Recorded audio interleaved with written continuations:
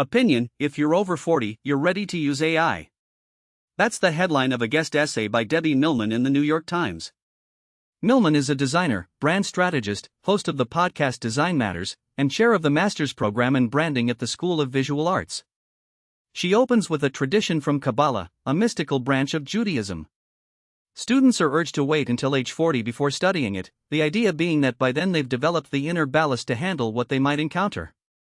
Millman argues we should consider a similar age gate for artificial intelligence. She knows that sounds extreme, especially now that AI has seeped into nearly every corner of life. But the extremity, she says, is the point. We've treated access to powerful new tools as inevitable, without asking whether every developing mind should get them the moment they arrive. Millman brings this from theory into her classroom.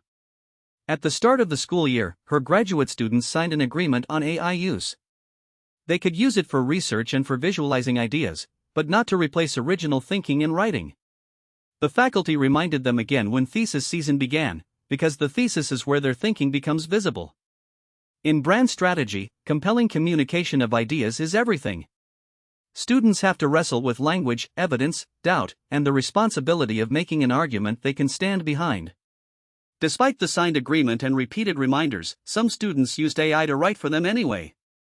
When confronted, they squirmed, then admitted it. They used the word augment to describe what they'd done. Millman finds that word revealing. It makes the intervention sound cosmetic, clerical, when what was actually being altered was the student's relationship to struggle, to authorship, to accountability. She doesn't think her students are inherently deceitful or contemptuous of the work. She's grateful they owned up. But she wonders if they grasped the gravity of what happened when they handed the struggle over to a machine. That's the essay. Thanks for listening.